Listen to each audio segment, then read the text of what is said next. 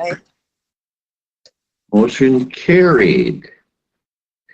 Okay, item 4 is the agency reports. I've seen somebody from NRCS here. Yeah, I don't have a lot for you today. We're in the beginning of the new fiscal year, working on our conservation stewardship program renewal application, at the same time making our payments. Generally for that program, all the payments are made around the same time of year, and we have about 70 contracts, and we're down staff, so we don't have any administrative support. So I'm doing all of those right now, while we're doing equip planning as well. So fiscal year 2025 sign up November 1st. We have probably about 40 applications right now. The numbers going up. We still have some time to take in some more applications. I'm going to be giving a talk at the Bad Axe Watershed meeting tonight at Allen Pam Philos. They're doing a pasture walk, so I figured I'd talk a little bit about grazing as it relates to NRCS and programs and financial assistance. Actually, we still have a vacant position, so that advertisement isn't out yet for our program assistant, front desk clerk who takes calls and makes payments and letters and does all that stuff. So we've split up those roles within the office. I've been picking up a lot of that, but we're hoping that advertisement comes up soon. We're kind of at the mercy of national headquarters making a decision of when that goes up. So sooner would be better than later.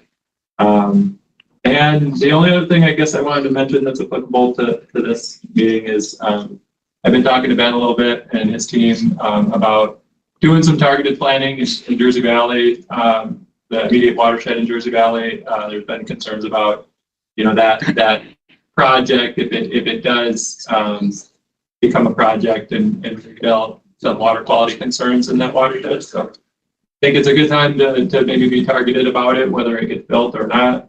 We still want good water quality in our streams. So that's been a focal point in the interest of a lot of people and it's concern. So we're trying to be targeted and maybe make some noticeable changes. And we're doing that everywhere, but that being kind of a specific interest starting out. So that's about all I have. It's pretty short. We're just business as usual. So I'll take questions if there are any other ways to pass the torch. An example of noticeable changes in the Jersey Valley watershed. An example of what those would be. So we can look at farmsteads, concentrated sources. So there's a lot of animal operations in that watershed. So looking at concentrated manure runoff, it's more difficult to get management change, but also looking at first I think there's been a lot of people that have expressed that they know of X amount of livestock operations in that watershed. I don't know if it was you or somebody else maybe that brought that up and knows a lot of history and knows a lot of people, and we can lean off of that. We can be targeted. If there's, people saying these are the people that we feel like are maybe causing some of the concern, we can reach out, and we have processes. What we do is operate as an organization, an agency. We can be specific in reaching out to certain folks, offering a planning process or financial assistance. And there's not going to be 100% success rate doing that, but I think there can be a higher success rate if we're targeted than if we go about our broad outreach. So that is one, I guess, maybe a long answer to your question. That's a good one. Targeting, at least putting a focus. And we've adjusted our ranking system to include Jersey Valley as a priority area also. Has there been any more discussion on getting to 100% cost share then? There hasn't been any significant movement in that direction. It's our typical 75%, 90% for historically underserved. So I don't see that changing anytime soon, unfortunately. Thank you.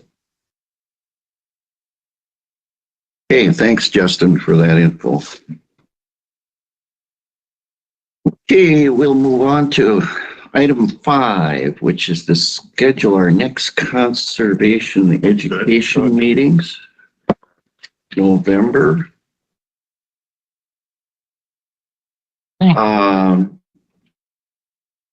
That would be November 14th at 9:30. That's the second Thursday.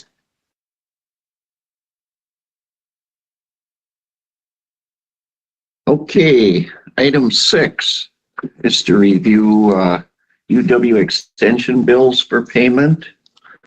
The total for extension bills for this month, $3,191.46. I will pass them around here and you can view them.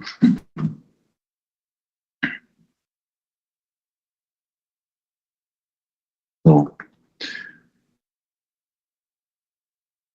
you got any questions, you may ask.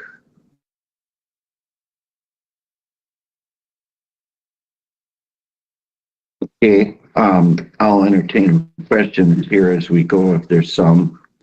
But I'm going to move on with item 7, which is the update on food-wise educator position. Adam? Yep, so as you guys know, Tina has moved on to a statewide role. The position is posted for the nutrition, the food-wise coordinator.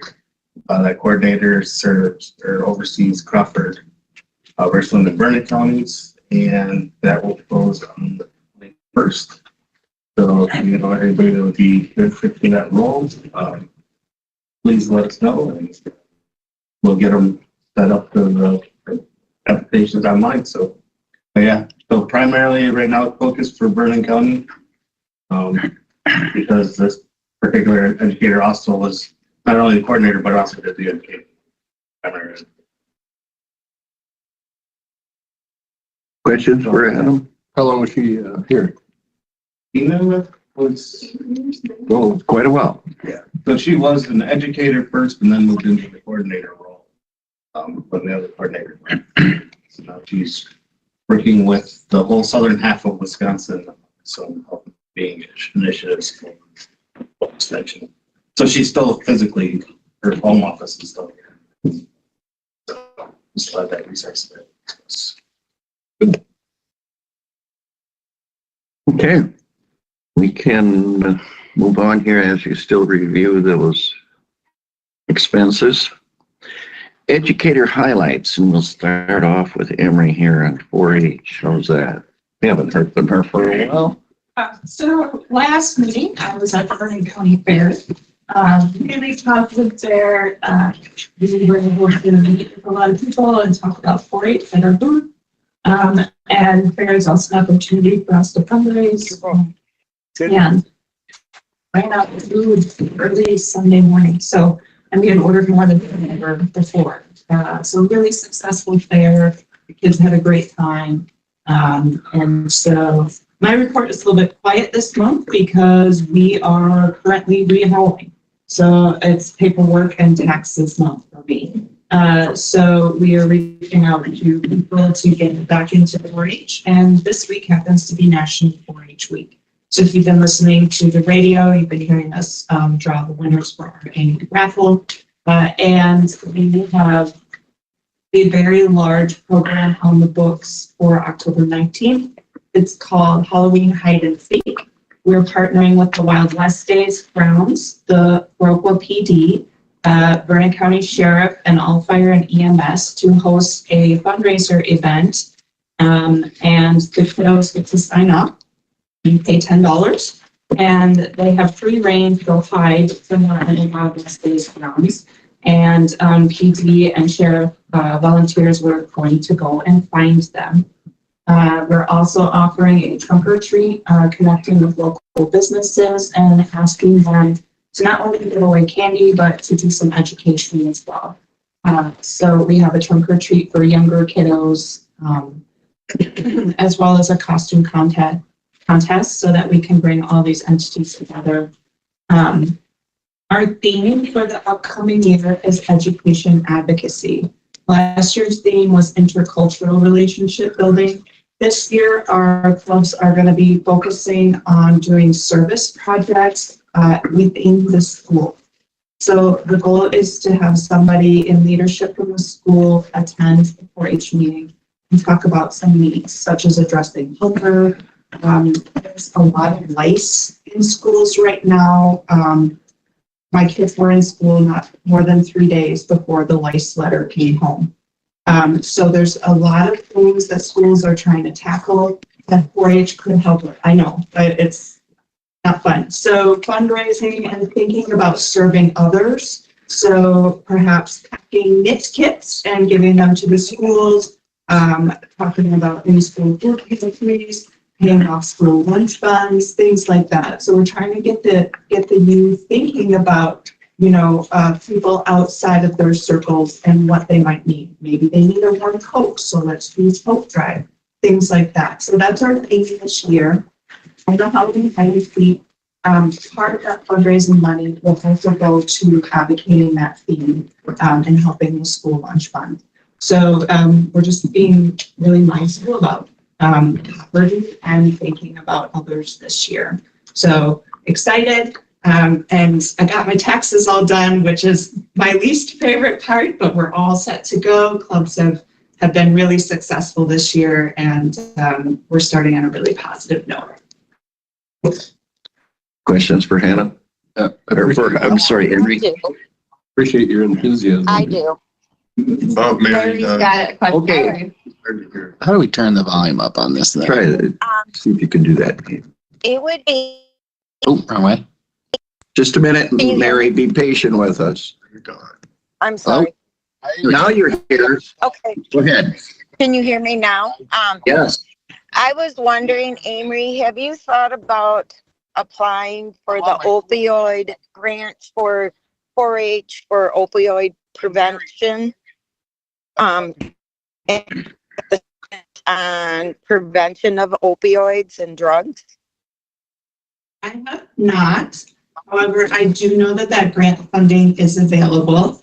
And I guess more on a personal note, I'm encouraging a media company to apply for some of that money to put out a video to train people on how to use Narcan.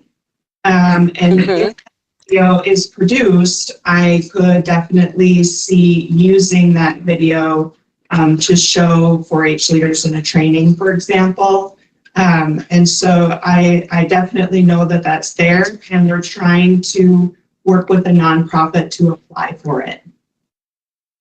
Okay, that's one aspect of it. But if you go to the DOJ, go to our website, there is all kinds of information available and lessons, and it would be wonderful if 4-H took a lead in opioid prevention with our youth, because it is so prevalent.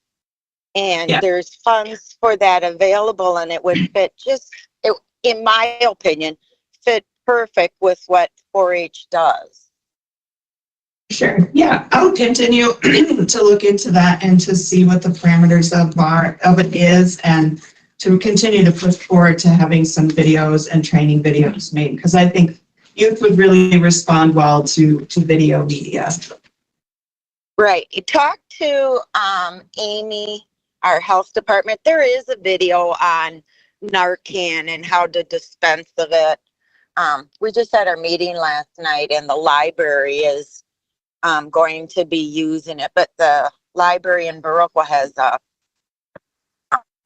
process and books and all kinds of things that they included in their grant. But I also think there could be something through 4-H and a unit of study on that too. Sounds good, Mary. I'll look into it. Okay. Right. Thank you. Any other questions for Emery here? Okay, not hearing any, move on to community development. Hannah? No, Or, livestock's next. oh, yeah, I'm sorry, I skipped something. There's livestock. It's just a short word. So report on livestock. At the state level, I've started some kind of, they call it cohort training. So I get to meet with other colleagues, we get to share ideas, and me personally, I get to learn what other people around the state are doing so I can create partnerships with them. for future programming.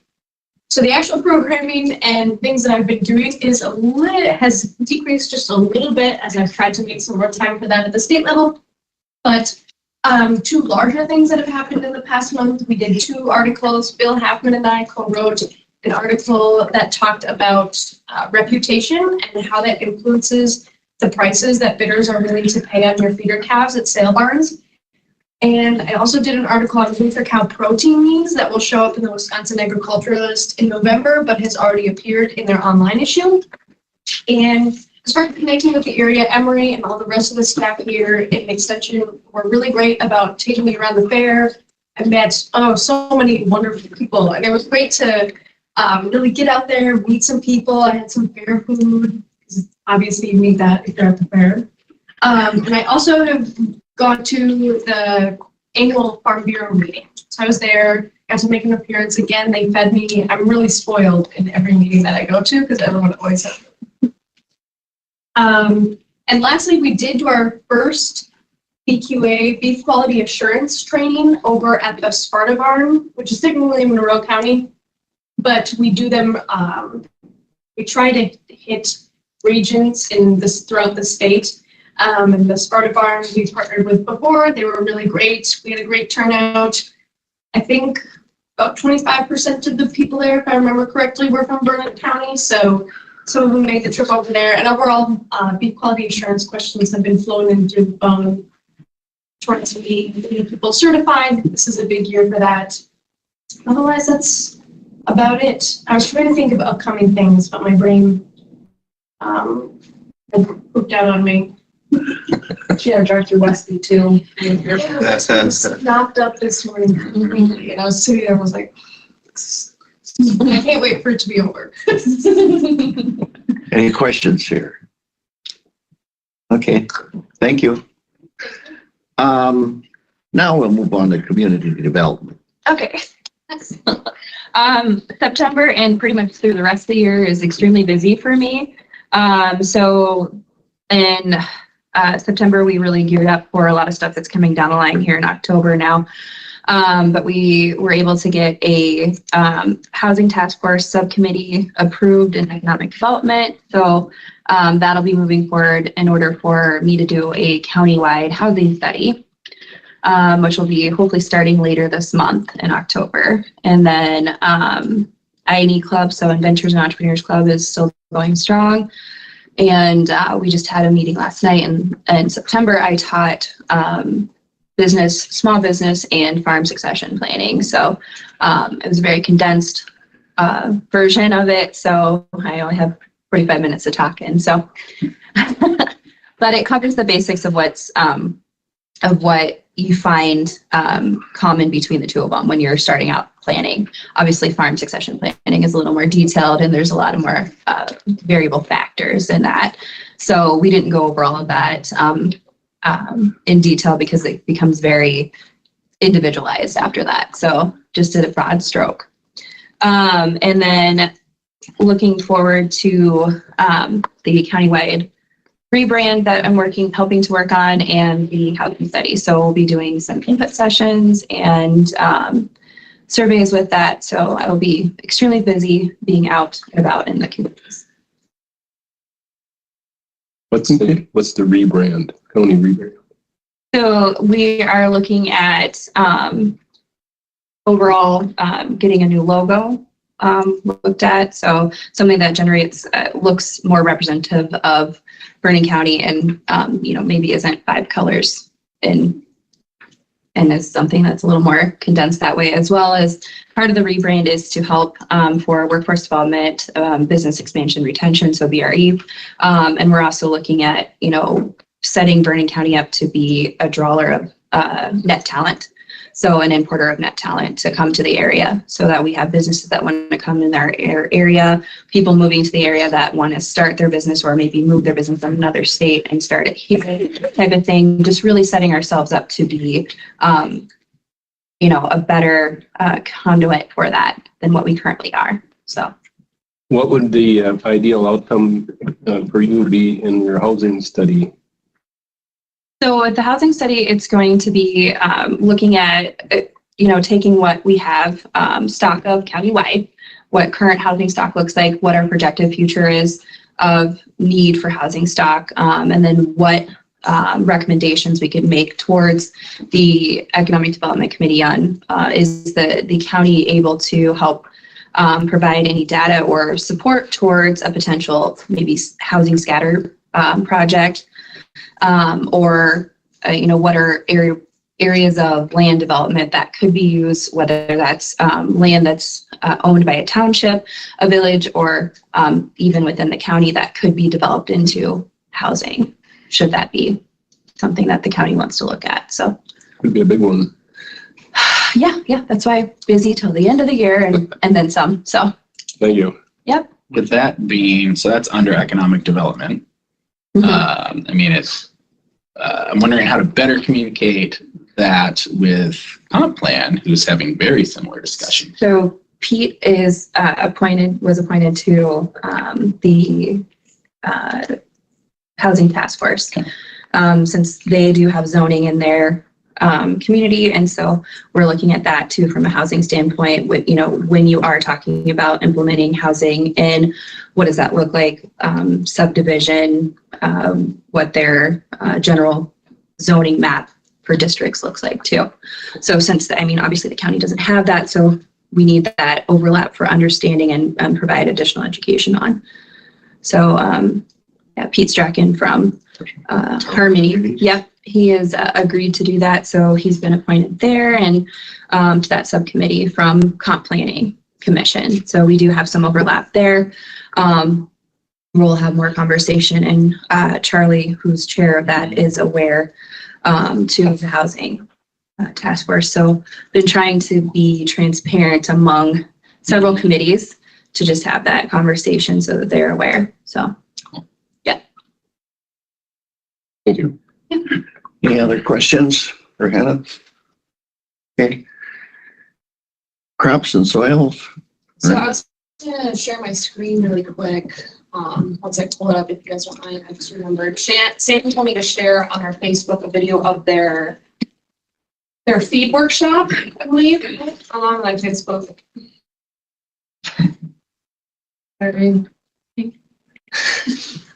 I'll share my screen now.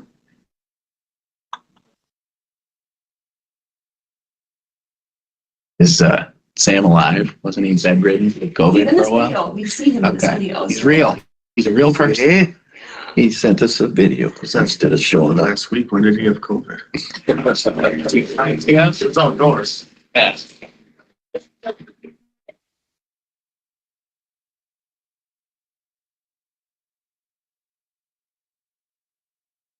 You mess some Nate or It's right next to Waldo.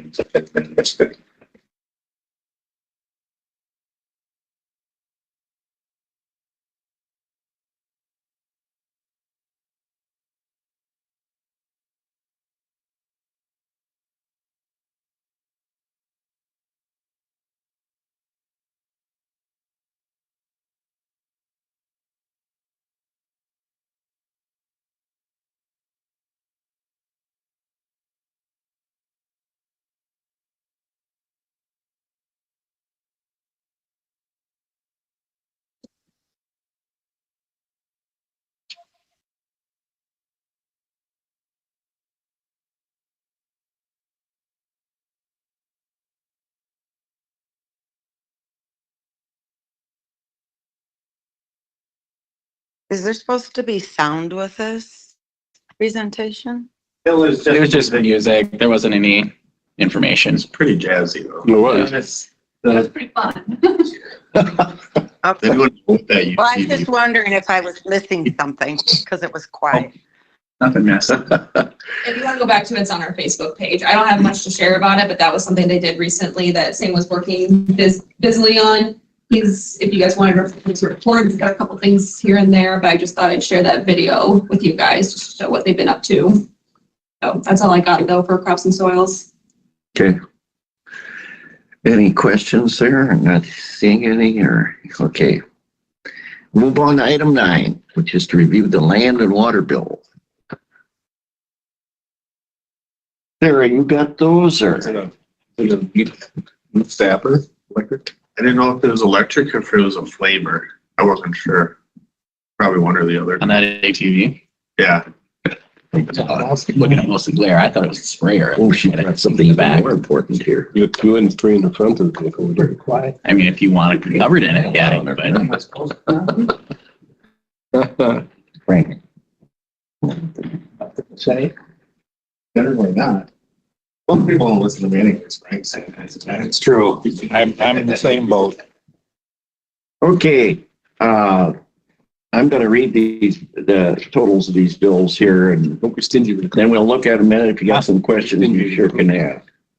You don't need Total all cookies. expenses for the month, $109,132.42. September reimbursements and other revenue totaled $103,232.82. So, take a minute to look. You want a cookie? I'll take it. Thank you.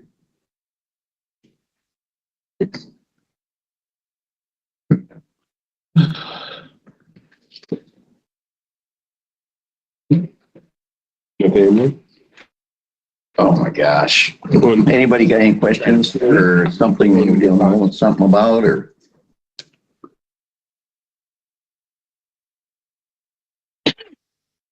A lot of money spent, a lot of money coming in.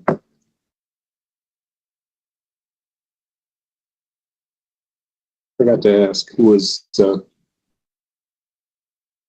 responsible for helping seeding out there at the county farm. I forgot to ask. Trees. There's seeding trees out there, right? Thank for eating of the therapy. Yeah. So, well, the finance just approved purchase of a no-till drill, which will be very helpful. We have a partnership, thank you to NRCS, with Valley Stewardship Network, so we'll be receiving funding for that. That'll pay for the seed going to VSN, and that'll help pay for the no-till drill. So it's really a great partnership. And then Phil Hewitt with Buildings and Facilities has done a lot of the work of pre-spraying and prepping the site. So our department will do the seeding with help from NRCS for the funding and Valley Stewardship Network for the seed. What kind of seeds are you planning on planting? Prairies.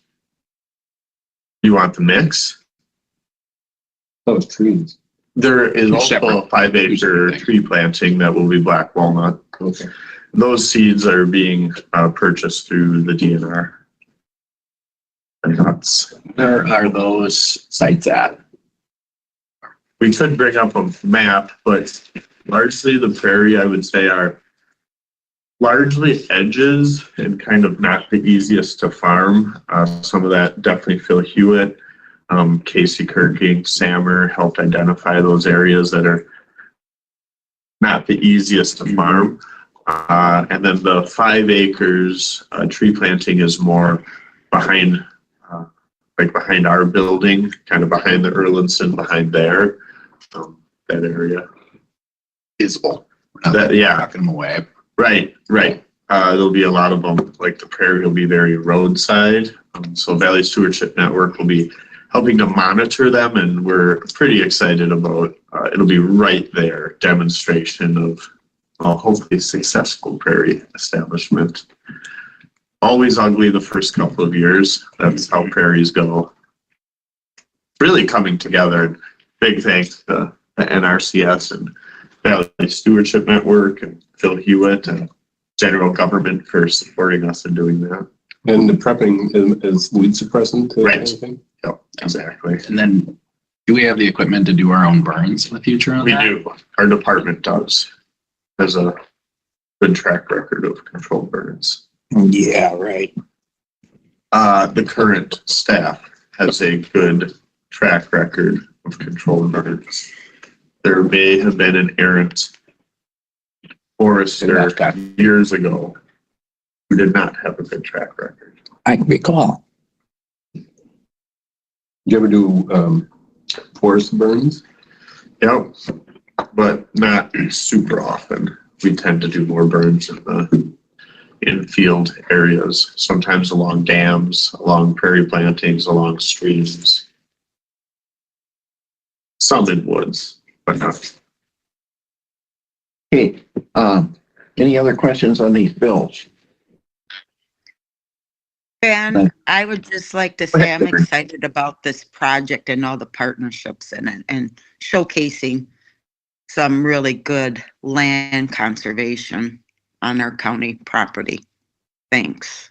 Yeah, thank you. And the support has been really good. And I think it'll just be an excellent showcase. And maybe someday we'll even be able to do seed collection out there.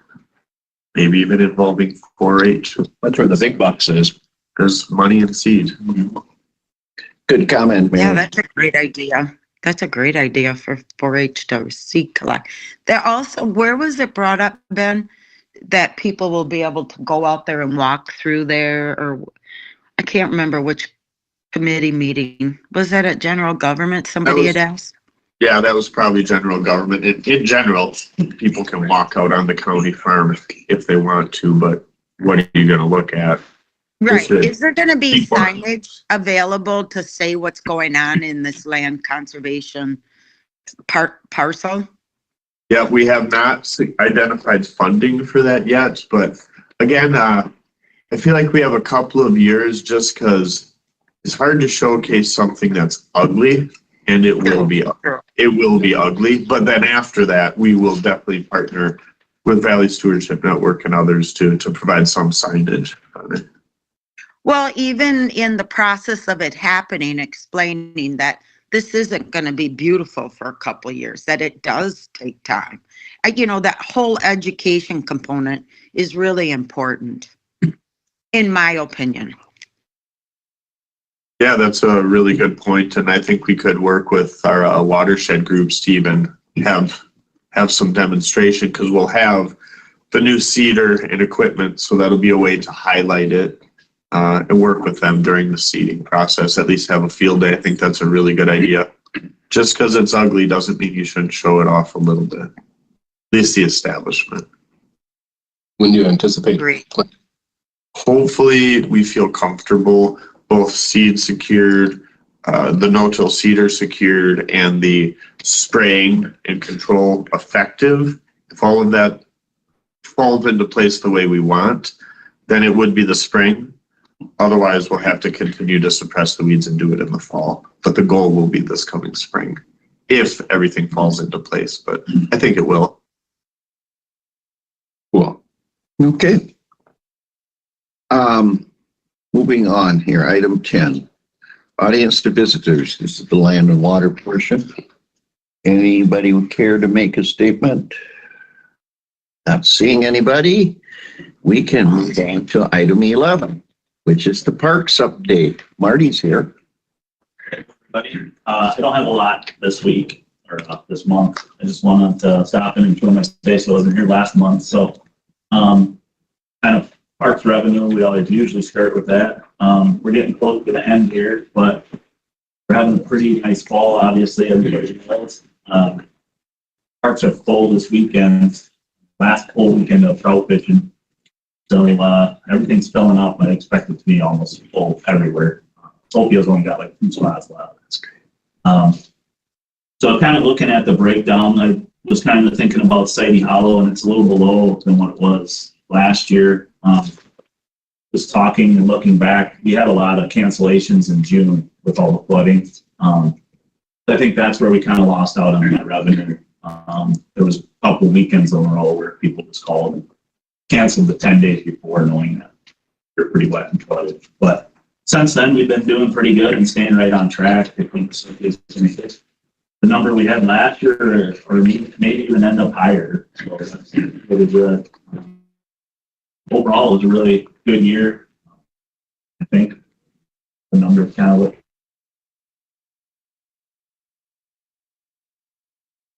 now. So we'll have a lot more returns come to that area. I've been getting a lot of feedback recently about how nice it is, how nice the bathrooms are. Yeah, you're right. The word is just getting out there about how nice you made the upper Yep, it's been a good year as far as, I think, money and revenue. It feels good. Lots of good feedback from people. So, what is the other stuff? Since there's some new committee members that don't know how the year ends October 15th we stop taking reservations on October 15th. We still allow campers. I'll start monitoring the nights and the weather for blowing out water out at the 15th. To start blowing water out, it takes about a week to get everything. It takes about 5 days to get everything blown out correctly. Start with more critical areas, things that freeze faster, kind of get those blown out. But we still do welcome campers throughout all the way up till gun hunting. We'll have campers. We have pit toilets and we'll have power on. So we'll still have a flow of campers and revenue coming in for a little while. But our facilities will slowly start getting shut down here middle of next week and then into this week. Another big thing on our fall to-do list is we take the dock fingers out. As we know, we paid that big bill when the flooding was in the middle of the summer. So we pull all those fingers out, trying to avoid what happened that last time. And it seems to really work for us. It's really not feasible in the summer. There's so many docks and boats and it happens so quickly. It's gonna be a lot of, it's about a day and a half of pulling those out and getting them cabled up so they don't go anywhere. So that's kind of big on our list, getting those off. What else do we got? A lot of tree removal, trees that we've marked through the summer that we know probably are on their way out. So we'll start on those as the parks start thinning out. What else? Start blowing out water. That's kind of a month ahead. Next month I'll have hopefully a little more time. It's been really busy outside. I'll get a nice PowerPoint together for you guys to kind of show you the projects we did through the year. It's easy to forget about what you guys have approved and kind of made possible. It's nice to kind of look back and reflect and then also talk about some things I'm thinking about into the next year. It's kind of just an update of where we're at. And it's been a nice fall. It's almost be nice to have a little bit of rain, but yeah, that's it. Questions for Marty? That tree removal, and you turn that into firewood? Yeah. So? Yep. So we'll start doing our stockpiling throughout the winter here and making firewood for the upcoming. Yep. Pretty efficient. No rest for those parks people. Oh. Marty, Yes. has Al gotten the pieces on the bike trail done? I'm out there working, but I haven't talked to Al at all. He hasn't stopped in and usually he'll drop off his monthly bill for mowing and stuff, but I haven't seen it yet. He did? I'm not out there. Bird for the trail work. I'll swing by there today, Mary, and see. It's a good reminder for me. I just haven't heard from Al, so I can swing and check and send you an email. Thank you. Okay, Yep. thank you. Okay. There's nothing else there, and we'll move on to item 12, which is the Flood Mitigation Alliance update. Who's handling that? Is there anything you want to say? So the deadline was yesterday. And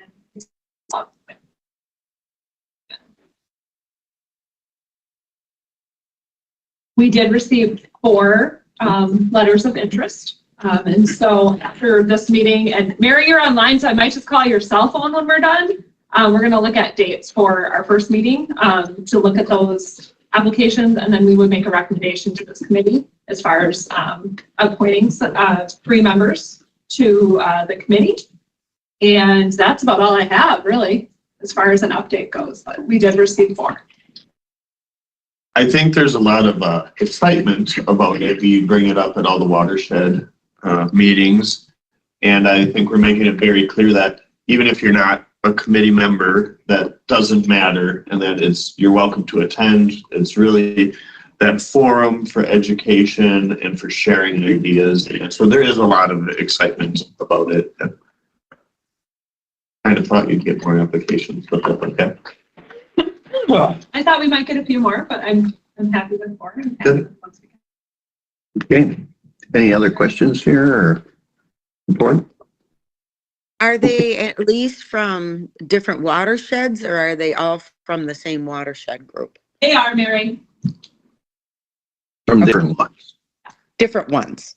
Yeah, that's what she said. Okay, thank you. Okay. We shall move on to item 13. So, Pre-disaster flood resilience grant. Action item. Ben. So big thank you to Amy, to Monique, to Matt, to Brandon, really a lot of the folks who will be involved with the Flood Mitigation Alliance have worked on this opportunity. So Representative Oldenburg was one of the sponsors, authors of this. He actually had me come down and testify in Madison like a year ago. So this is a new grant opportunity. And so this is the first time we can apply for it. The initial one is for planning flood resiliency. And then if you successfully complete this, you can also in the future apply for implementation.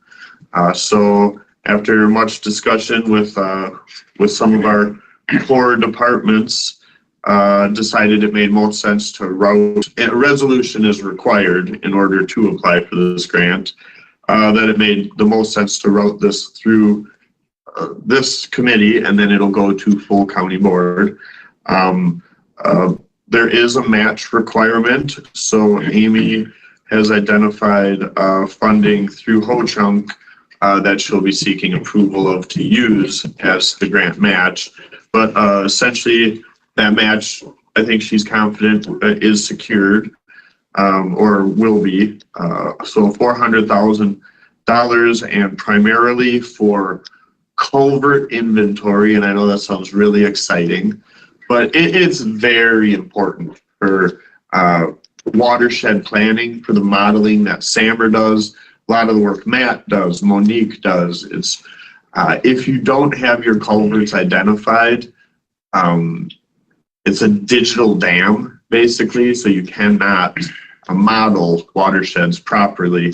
There's some culvert inventory exists, but not all in one data set. So this will help do that. And then H&H studies, the hydrologic and hydraulic studies that are really important, especially downstream of where the dams will be decommissioned.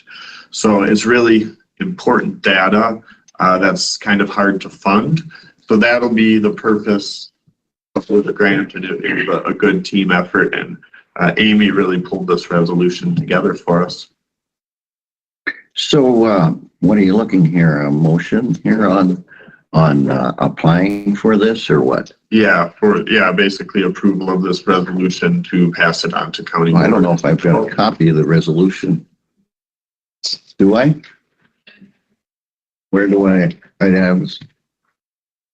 Okay. Have you guys got a copy? I don't think anybody's got You have a copy, David. Yeah. Oh, he's privileged. Well, Sarah picks favorites. Yeah. I thought Frank would be a favorite for sure. Well, I am, but I still didn't get a copy. Okay. I don't think. I think I tried to distill the. It's okay. Frank didn't have one. Oh, okay, sorry. You know, I can live without it. I think you guys summarized. Sounds pretty basic. I guess I'm looking for a motion here to forward this on to, I'll make the motion. I'll make the motion for I got it. resolution 2024 pre-disaster flood resilience grant. Okay, I got you, Mary. Mary's motion. Okay, do I get a second to that? Second from Frank. Discussion. We apply for up to 400,000. What was the dollar amounts we're shooting for? Yeah, we are applying for For the full 400,000. 400,000 and Amy's 25% would be the 5% match. Yep. Okay.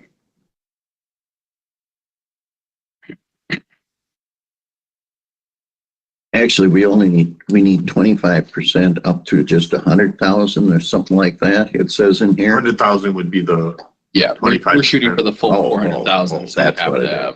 match Okay. 100,000. I guess I didn't read that right. So Vernon County then would distribute coal townships? no, it's an inventory. It's like culverts exist, but there's not a complete data set. This is to help complete. It's really data. It's really information. I think, Dave, in the town work, they put culverts in, they put so many bad culverts in, one big one to take care of where they should have put 2, 3. You're going to see all this where these are. And if there's a problem, it could be alleviated, maybe at expense, but that's what it is. Yeah. You put one big one in, you get a 25-foot drop off. You got 22 towns to do inventory on? Yeah. It's huge.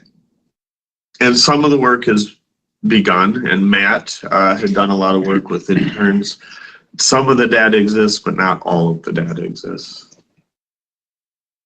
Ambitious. I'm going to send you out with a pen and paper. Yes. Mhm. Yeah. I don't even know where all the culverts are in my town. Start driving and looking. That's a big job. That is. Find them all. Okay, is there any other discussion on this resolution before I call it? Okay, we got a motion and a second. All in favor of forwarding this on to the county board, say aye. Opposed? Motion carried. I'm gonna sign this one. Jerry was gonna have you sign. Oh, okay, I'll stop in by Jerry then and we'll take care of that. Maybe even at county board, he said, I think Jerry did. Then he would catch you at. Okay, very good, he does do that. Okay, moving on here. Item 14 is the Mills and the Dam decommission update.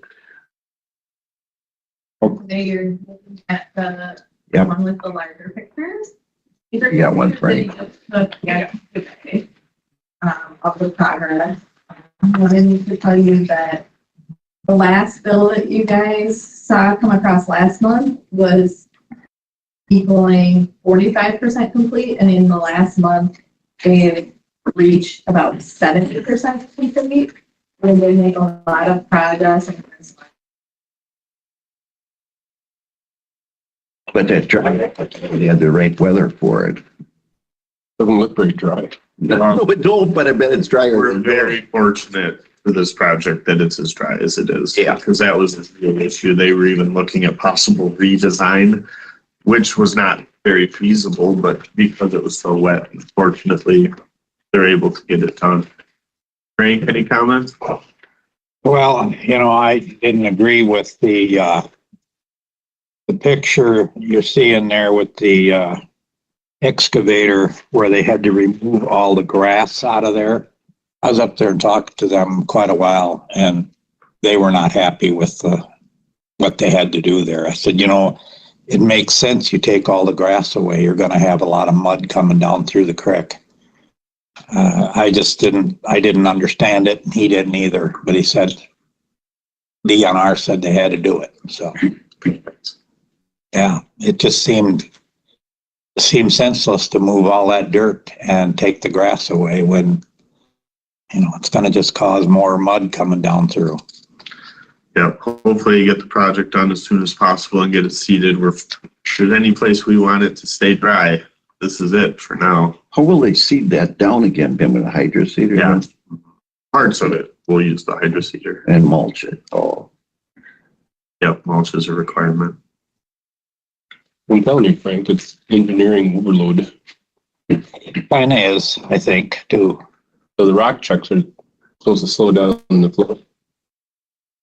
Yeah, and we were, the original design had significant amount of billow bundles, which has been proven to be very effective. But DNR called it habitat instead of engineer. The engineers wanted it for structural engineering, DNR said, nope, that sounds like habitat to us, so we won't fund it. So DNR was against habitat. And wouldn't allow it. I was up there and looked at So that's why there has to be more rock tax for that reason. I was up there last week and looked at this project, and I was just overwhelmed with what other things we could have done with that kind of money. But At least it wasn't our money. yeah, Well, we're really getting this done reasonable well, yeah, this compared to what we anticipated.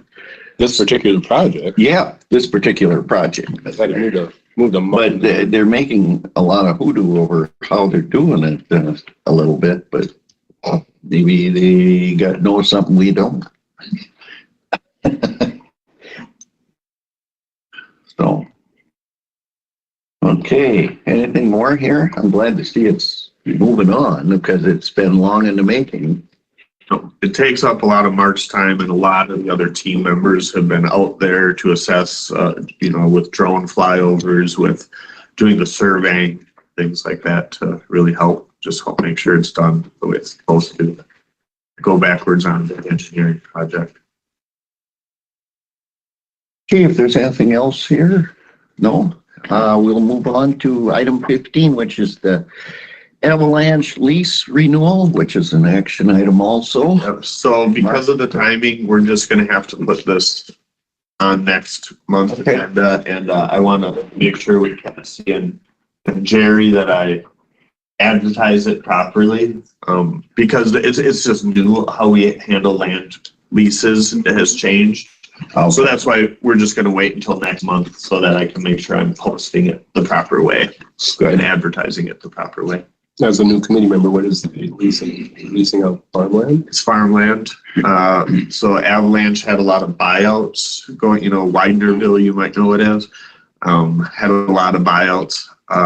So now the Pat Marsh of Parker have rented it. I believe they've had now 2 3-year leases.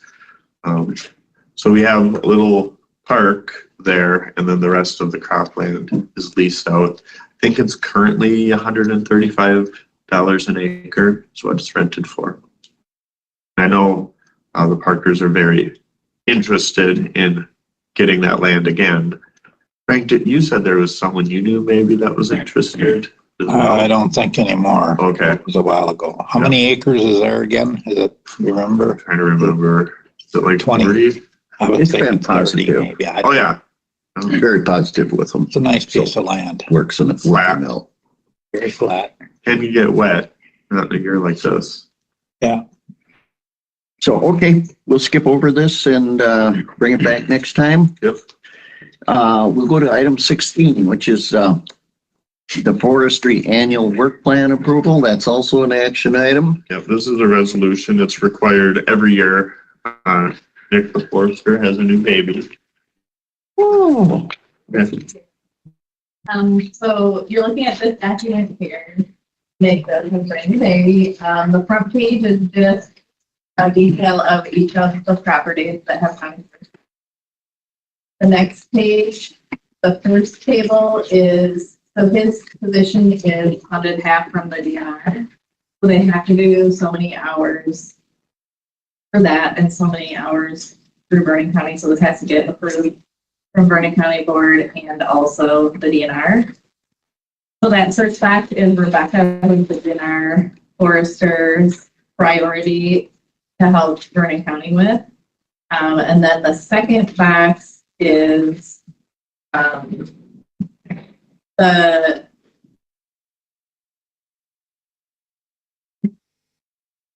Hey, good luck with that. the existing timber sales and then the Sophia one at the bottom is the one that was just bid out that you guys approved and like the Elgin one was previously.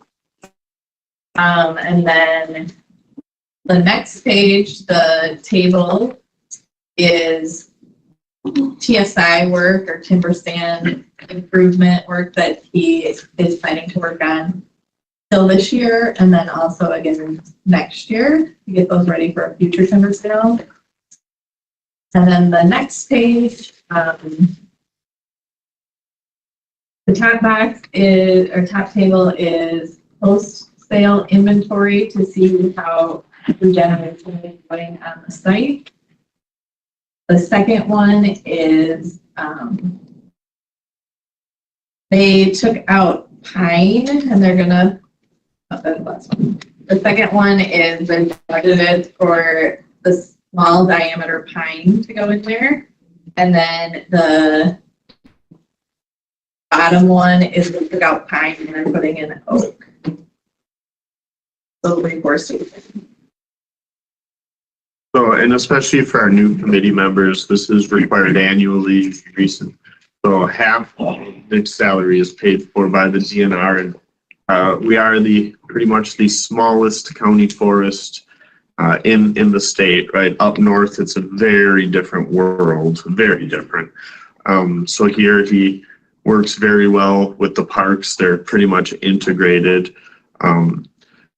50% of his work is landowner assistance, and then the rest is working on these public lands.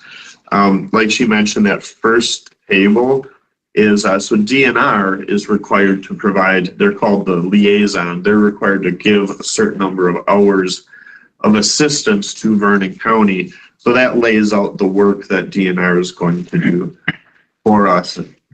I've been through quite a few foresters. I just love Frank's face on that. And I just got to feel like we meet with the DNR and the vibe is just so much better, right? They love Nick. There, it used to be, you need to get your reconnaissance done. You need to get your timber sales done. Now they're like, you're pretty good on reconnaissance if you want to slow down on it a little bit. I mean, just the change from the last, for how long Nick's been here is absolute night and day. DNR is extremely happy. This partnership's very important. Took us a long time to get it right. It really did. It really did. But he's done it, and it's just so, like, I used to be at meetings where, it was actually me and the DNR kind of scolding the forester for not doing what they're supposed to do.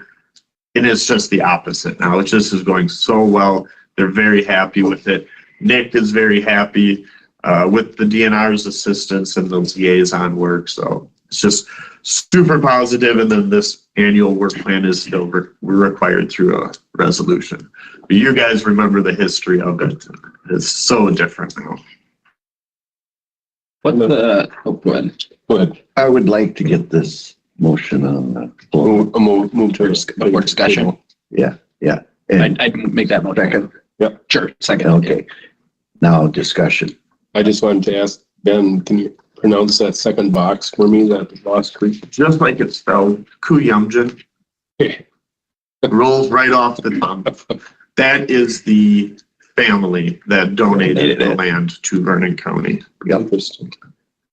What's the story under the timber stand improvement? A situation with a logger is presented, cause for concern of the validity of one of our sales. What page is that on? Yeah. Second to last under timber stand improvement. Am I looking at the right stuff here? Vernon County Forest 25. I just want to make sure I'm reading exactly what you're.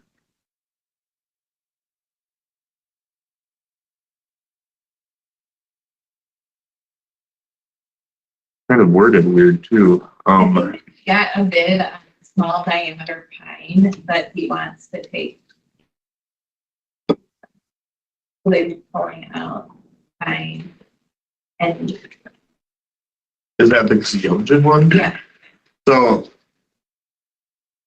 I think it's because the market is garbage, right? Basically, we got a bid, which was hard to do. It's almost a salvage, like that work needs to happen at Kuyumjin, essentially a thinning. They try to get a sale out of it, but the person with the bid was not. Now the price is tanked.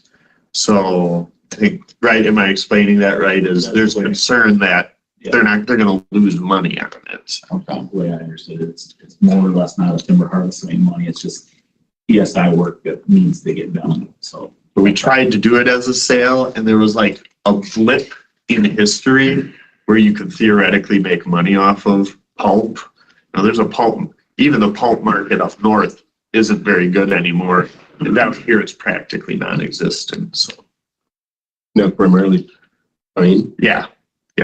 we do want you to bombard Nick with all these awesome questions when he brings it to county board. That's what he told me. If you guys have any details on it, I don't know.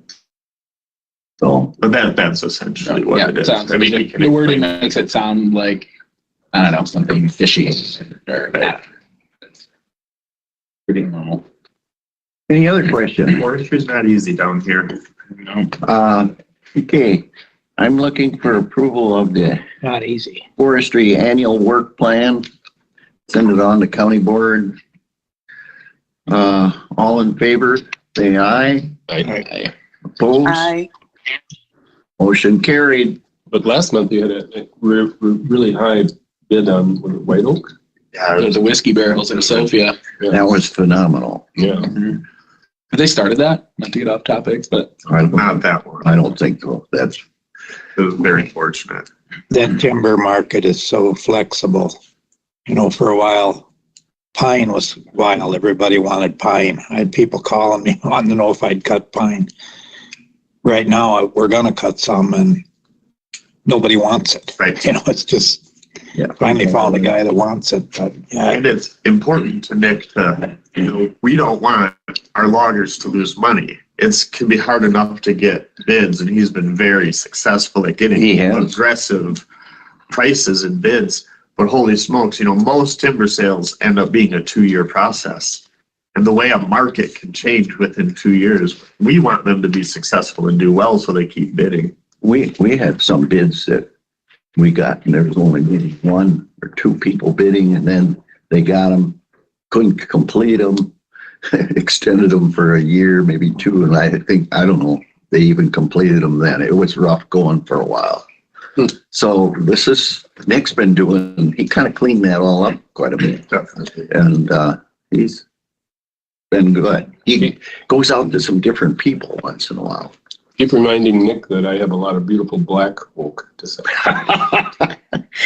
There we go. It's worth what pain is, I guess. Okay, moving on to item 17.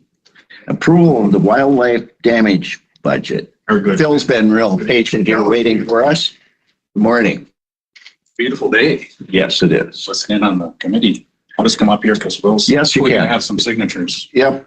Okay, so the first item here is approval of the wildlife damage operating budget for 2025.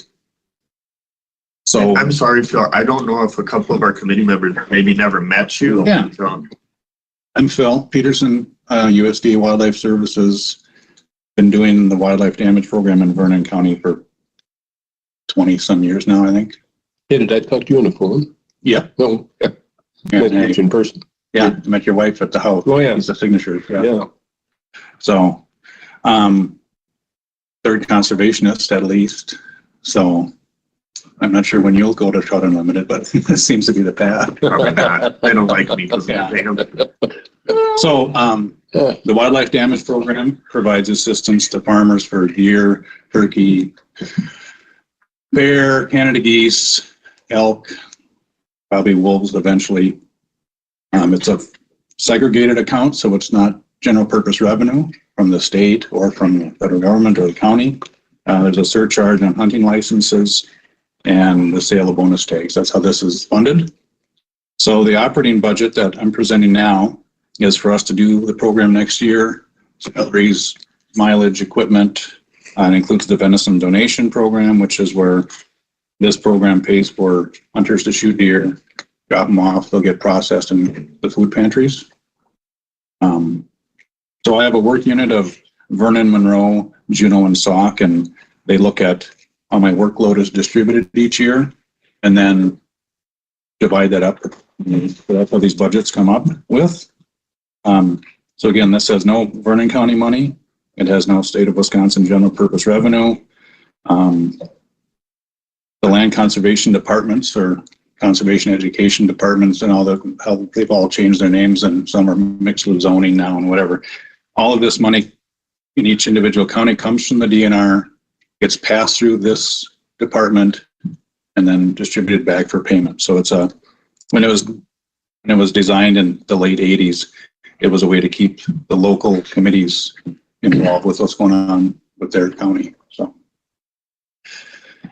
So that being said, the budget for next year is $59,128.46.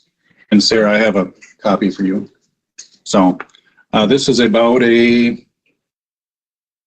little over $4,500 decrease from this current year that we're in.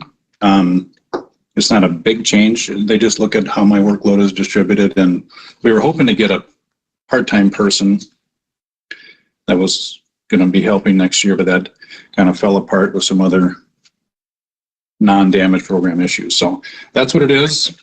But that includes, this budget amount includes the venison donation.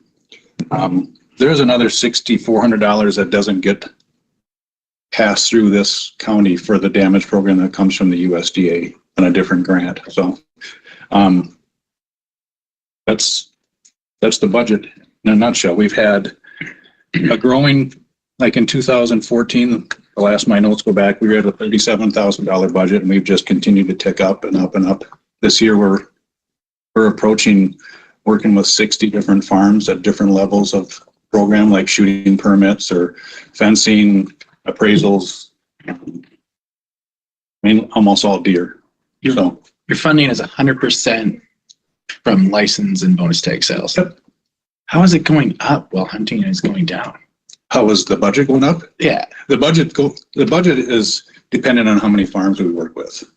And the deer population in this area has just skyrocketed. Yeah. And the changeover in the landscape of what's being grown and what's vulnerable to deer, like all the vegetable people we have.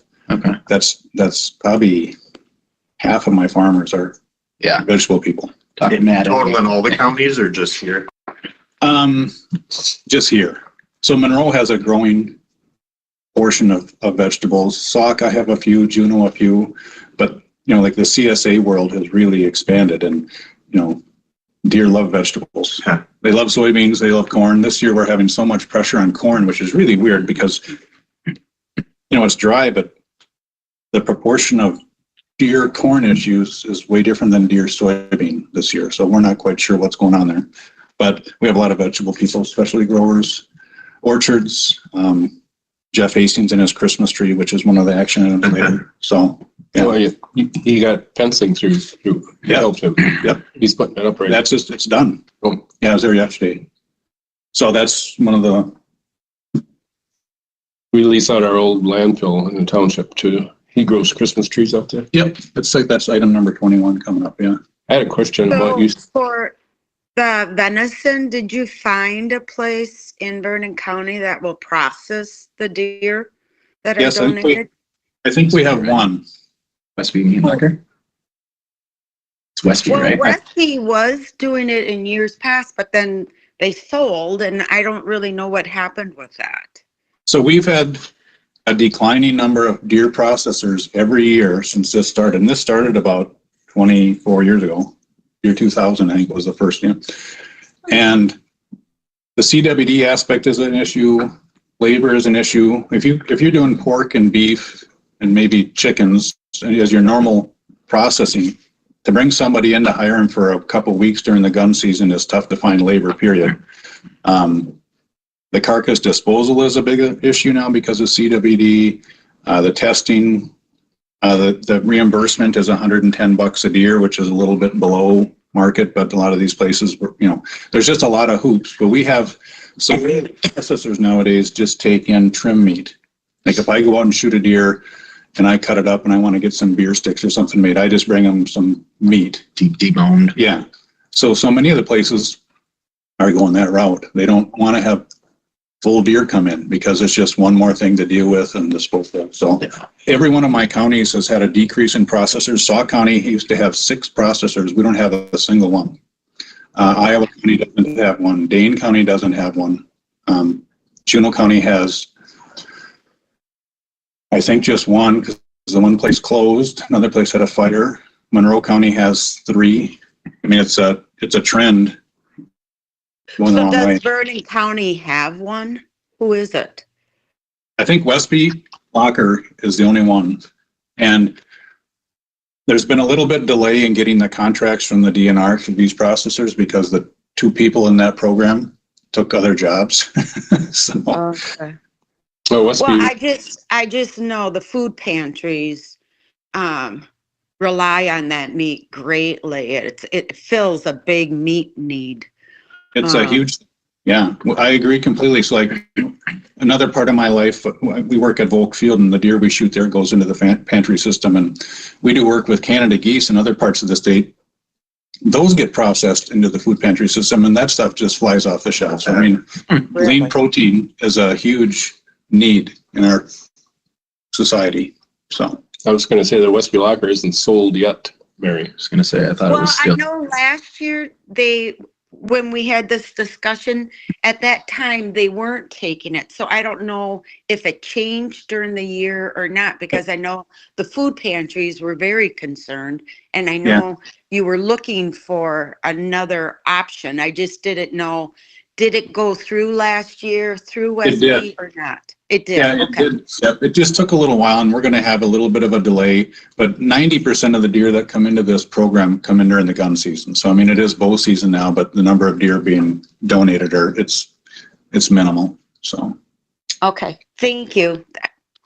The Hanson IGA stores process deep bone venison. Yeah. There's a lot of places that still take wild game and do stuff with it, but they don't take whole deer. And this program requires you to deliver a whole deer. And if it's in CWD area, the head has to be with it, because then the head gets taken and sampled. After the test results come back, then the processed meat can be distributed. So and there still are a lot of people on the landscape that will butcher a deer in their garage or some, whatever, because you don't have to be licensed to process venison in Wisconsin, and you can sell it to whoever, they can hire you. But this program requires facilities need to be licensed and inspected. But when they're handling deer, they aren't inspected, but they just have to be a facility that is licensed and inspected, which does probably, like in where I live in Reedsburg, we have 2 people in town that are professional butchers that take time off during the gun season and do deer in their garage. I'm sure they do a great job and it's clean and wholesome and everything, but they're not a licensed, inspected facility, so they can't participate in this. And the DNR is maintained. And food pantries can't take it from just anybody either. So that's like, it's a double-edged sword, because all this meat is out there and you just can't get your hands on it because people will take it. Yep, absolutely. Is there any way of getting that changed? It's been discussed every year, and the state has really drawn a hard line in the sand saying it has to be a licensed, inspected facility. Thank you. Yeah. I had an interesting interaction with a meat inspector at the Westby Locker a couple years ago when I had a dairy cow that dislocated a hip, couldn't get up. Yeah. And I went down to talk to Rod, who owns the locker plant, to see about this animal. And the state inspector was there, and he said, it's got to be walking. Come in here for processing. Yeah. And I said, but I can bring in a deer that's been hanging in a tree for 2 weeks. Birds have pooped all over it. And, I said, and that's okay. It's just splitting hairs there. But I was going to ask you about those 5 tickets you sent me. Yeah. The tags. Yep. So I've harvested 2 with crossbow. Okay. And in that form, it says I got to get my 3rd one by October 10th, which is today. Yep. If that's going to happen, it would require it would require a rifle. Yeah. And I bought a rifle tag. Yep. License. Rifle license. I can use that today. Yeah, absolutely. It takes some pressure off a little bit. Yeah. Because I told you one night there were 47 deer in. So yes. And so I can't remember when. So on your permit, the date that you're referencing, October 10th, that's going to be based off of when they entered in the system. And we tend to give people about a week's variance because you got your copies in the mail. So those get stamped in the system on, pick a date, September 1, let's just say. But they probably didn't really arrive to your house until like September 6. You know what I mean? So we tend to give people a little bit of a window of grace period. You'd rather fill that tag. Yes. Even it can be, if it's tomorrow instead of today. Yes, exactly, because it isn't, that's a deficiency in the system. They stamp it into the system on that moment when the keyboard is hit. And that's when the clock starts ticking for these harvest requirements that David's referencing. But in reality, they don't get the stuff in the mail for all over the place, 2 days to 10 days, so we take that into consideration, but go out and kill that one tonight then. Then you're good. Well, maybe I'll get Frank along to do a drive for me. There you Wait, go. you have permission to night hunt? No, not night. You said tonight. Yes, well, Those tags are. night is relative, yes. Okay, All right, so now we're looking for approval of this wildlife damage budget, and you've heard all about it. So, I need to make I a. make that motion, but I got one more question. Okay, you make the motion. Where do I get the second? From you, Dave? No? Second from Dave. Okay, now discussion. What are we, I'm on CDAC with Nick, and we're not nearly as bad as some neighboring counties as far as CWD goes, Yeah. but it seemed like we were kind of on that edge of the curve where it might explode in the next couple of years. Am I accurate in that? Yep. So in Sauk County where I live in northern Sauk County, and we worked in the hot zone right the very first year, and as it just continued to spread, and like western Sauk County where my neighbor has his property, it's like 60% of adult male deer have it. I mean, it just keeps inching like this. And the buck distribution, 1.5-year-olds getting kicked away from there where they were living to find their own little spot. It just keeps spreading, fingering. It's not going to get any better. Test your deer. Test your deer. It's quick. It's relatively quick. I butcher my own, and it's frustrating when you butcher a deer, put it in the freezer, I label it, and you get it, and it comes back positive. There's enough risk in life. I'm not going to take that one, but it's out there to find out about your deer. So, Question about the processing end of things. I've been hearing, and this is not substantiated with any real information, but about grants for, small food processing facilities. there are some grants for that. Yeah. Is there any way that can be, kind of focused on that temporary short-term need you have? It hasn't been, they haven't found that path yet. Like, I'm on some committees in the city where I live, and we've been looking at trying to get a new meat market there to use that grant. And that grant has a lot of hoops that don't make it real convenient certainly for the wild game and things. Yeah. Yep. Okay. I'm looking for approval of this wildlife damage budget. I get a motion on the floor. So all in favor of approving that budget, say aye. Right. Aye. Aye. Oh, okay. Oppose? Motion carried. Of course, the budget is two different forms because the DNR wants one format and our agency wants one format. So it's kind of classic for that. All right. You want me to go on, Will? Yeah, going on here, we're going to have the crop price establishment. And that's an action item. So, All right, so the crop price, what this means is for the farmers that are in the full program that are getting a claim, and like you're just a shooting permit only person. So most of our people are that way, but we do have some farmers that are in the full program that have to allow public access. They're eligible for compensation. We don't have very many of those, but we have a few. And the crops that we know of right now that will need a establishment, and that's just for these people that are in the full program, are corn, soybeans, and Christmas trees. So what we do is we just come up with an average throughout the growing season.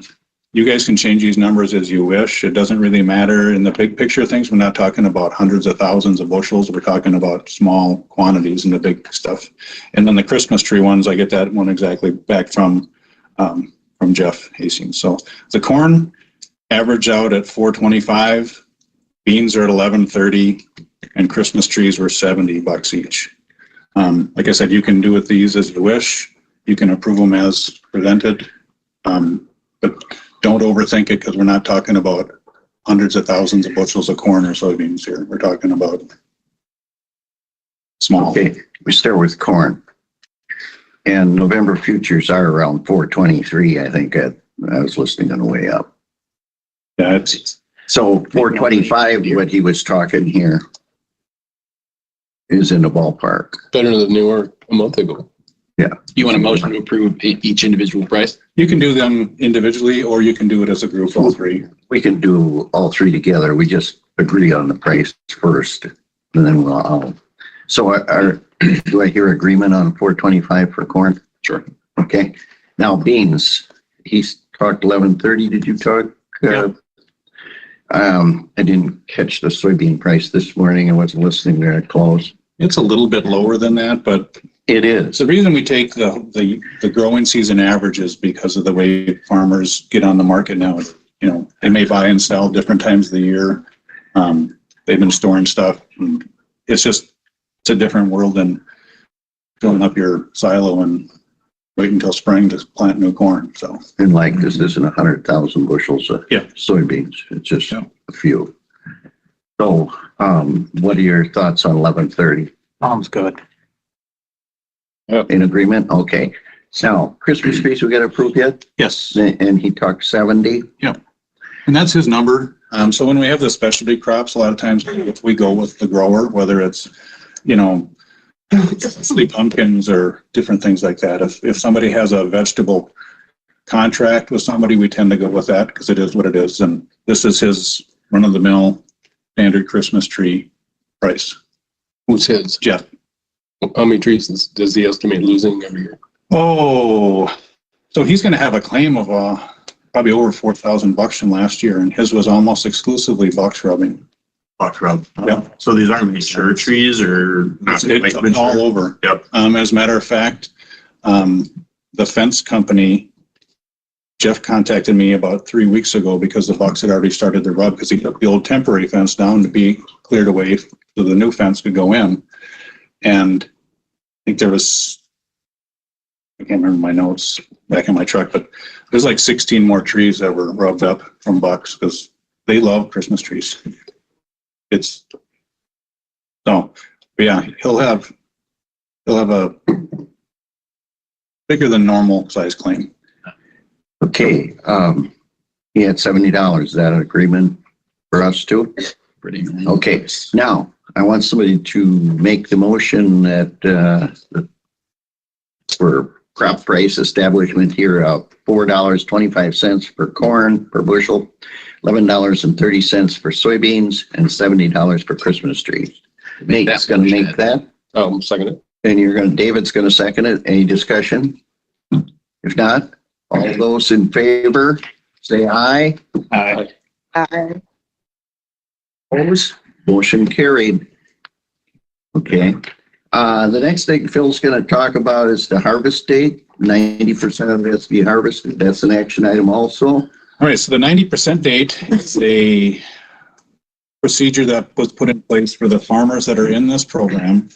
So once, in theory, this isn't a negotiable thing. If we had a barometer of harvest, it would be what it is, but we don't have that capacity. What the 90% means is when 90% of the crops are harvested in your county, then I'm not going to show up at your farm again and appraise your crops. So what the reason that was put in place is years ago, and it wasn't in Vernon County, somebody left a corn or soybean field out in the backwoods, and then they had us come in and appraise it in the spring. Well, the deer had been in there all winter, and so they just said we're going to set a date that's reasonable, get it at 90%. So since this is, we don't have a barometer to measure it, we can set this proactively, retroactively. The last number of years, this county and most of mine have all went with just December 1st. We will have everybody taken care of ahead of time. So it's a procedural step that needs to be done every year. So we're going to have everybody taken care of, setting it December 1st. Sometimes some of my counties have set it the Saturday of gun season, but you can do as wish, but I think the last number of years it's been December 1st. And it's for Vernon County, it's a moot point. We will have everybody taken care of who's in the program and eligible for compensation. Just need a motion. Yep. Okay. And make that motion. Harvest date of December 1st for Yes. crops. And you get a second from Frank here? You with us, Frank? Okay. Struggling. All in favor of December 1st as the 90% harvest date, say aye. Aye. Opposed? Motion carried. Our next item here is the intent to participate for the 2025 deer donation. That's an action item also, Phil. All right, so this is another procedural step that is kind of silly because you guys just approved a budget for 2025 that has your donation money in it. But we still have to do this form that says, yes, we would like to pursue deer donation in 2025. He just needs a motion. Motion words. Motion.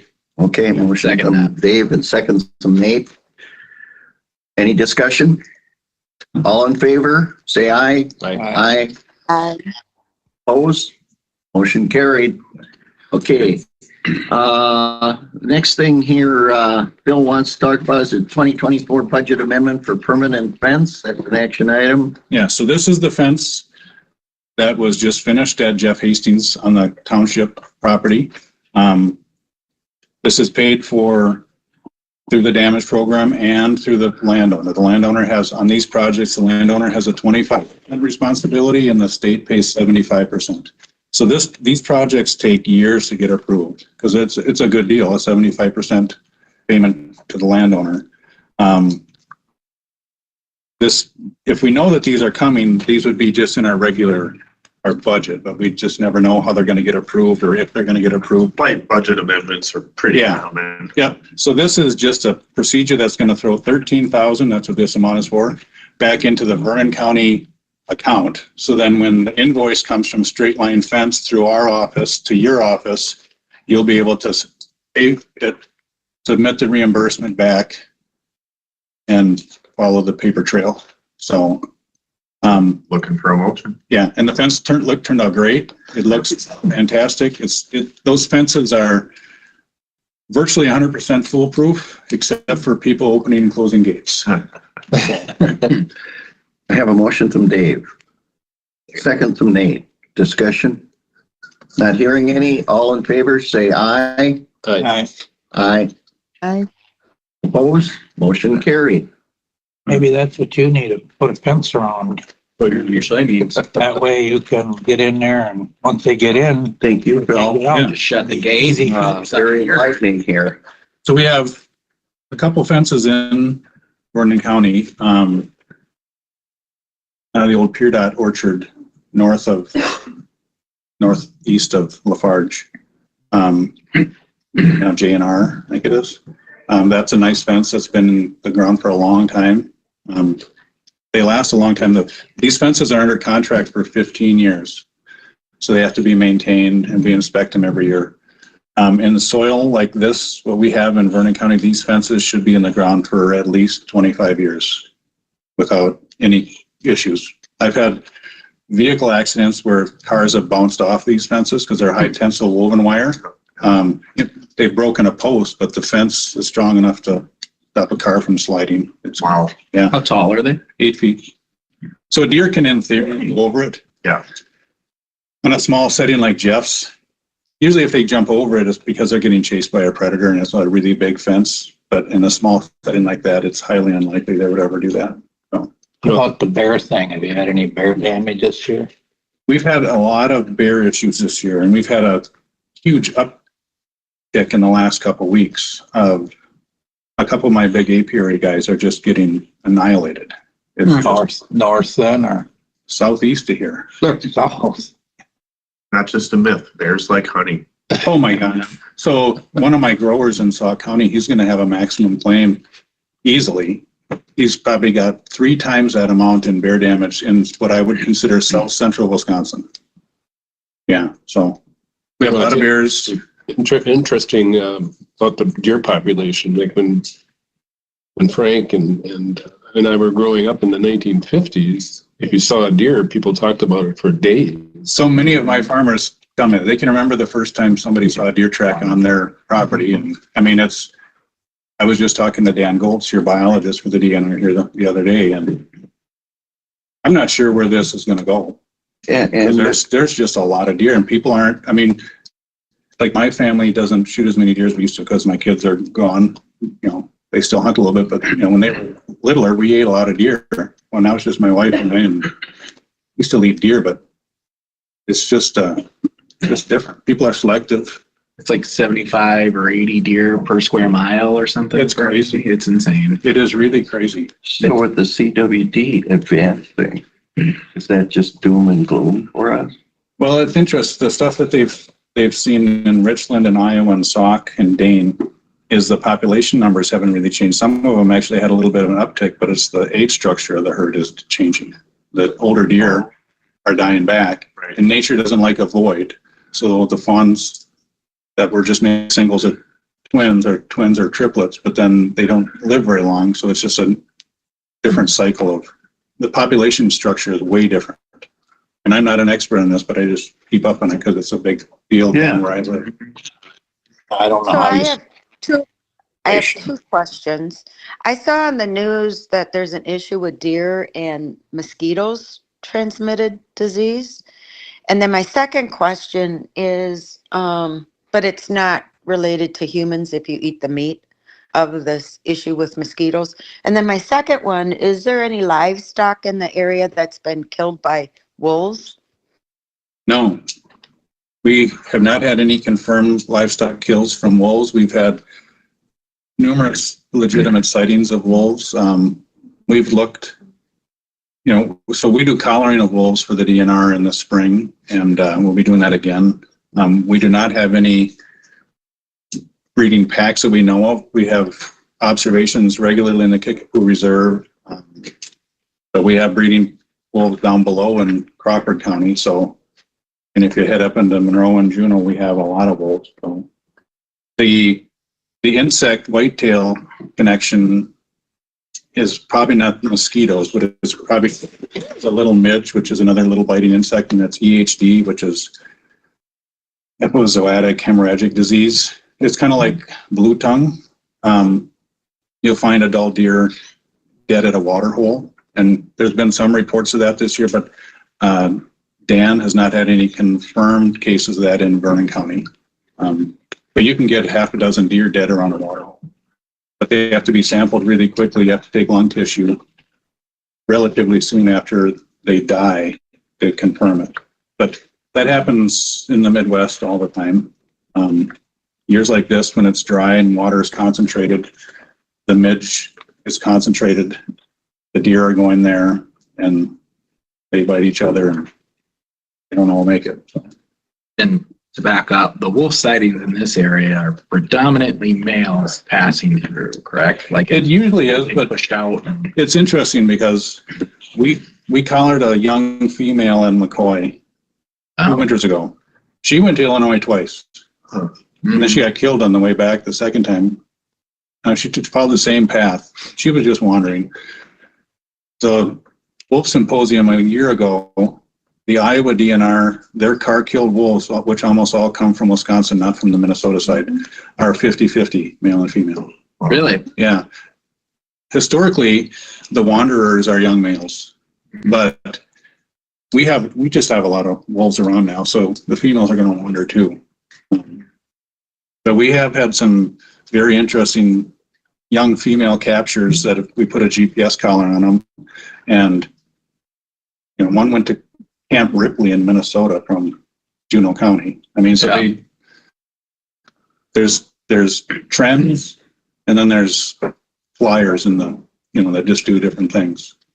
So they just pass through Vernon County. They don't want to stay here. Well, they haven't yet. That's okay. They need big areas of territory where people don't go. So if you look at the areas in my work unit that have these breeding packs, there's always a big marsh associated with it. Almost always. They love wet feet. And down by Steuben, there's that pack down in the Kickapoo Bottoms. And all the stuff in Juneau and Monroe, they're all centered around those big wetland complexes like in the Meadow Valley area and stuff like that. So, Vernon, Kickapoo Reserve is big, but there's people in there all the time. They like to have a spot where they can go where there's none of us. Illinois. I went there once, couldn't wait to get back. So, there you go. Okay. I have another question, and I haven't seen it in the news at all, but wild boars, like in that DeSoto area, and then rooting the soil, but I haven't heard anything lately about them at all. So the feral pigs, that were down by Bell Center in Crawford County the last one was removed a few years ago by us. We worked with the DNR on that, and we haven't had any reports of there since. Each year we get dozens and dozens of reports of feral swine. They end up being somebody's pig that just get out. But then we also have had an issue of people releasing pigs because they want to run their dogs on them. And I grew up in Bayfield County, and there's been pigs released up in the Brule River State Forest like 3 times. And it's just, yeah, it's silly. But as of right now in Wisconsin, we do not have a population of breeding feral swine. Yes, but they just continue to expand their range in the U.S. too. And now there's those ones up in Canada that are coming down too. Yeah. Thank you. This is like a really interesting report. Yeah, you're really a teacher this. Yeah, there you go. You better get out of here before Mary has more I questions. do. I got to get to Volt Field for another meeting, but I appreciate it. Thank you. Yeah, so nice to have you. Yeah. See you, Phil. See you this fall later. Okay, after all that interesting information, item 22. He is. He's been around a long time, so that helps. He knows his business. I think they love this job. Yes. Good. I think it's interesting. Okay, I have reports from committee members and announcements. Ben, you have anything? Well, Sarah, you probably want to talk about the tree sale. So we are doing a water testing thing. You guys did get emails on all of these, but if we're taking people's names right now, and then the test date is November 13th, which so far we have just over 60 people signed up. Has been popular so far. Now, you've sent things to each township, correct? So if the towns have the ability to post at your dump or anything and promote the folks, it's a really good deal. And this is the first year we're working with the county health department to do the testing. It was a good partnership. How many people are you expecting or do you want to We test? haven't got 100. Right now we have just over 60 signed up. $25. Right. And where do we pick up the test kit? At our office, but you gotta let Sarah know. Sign up.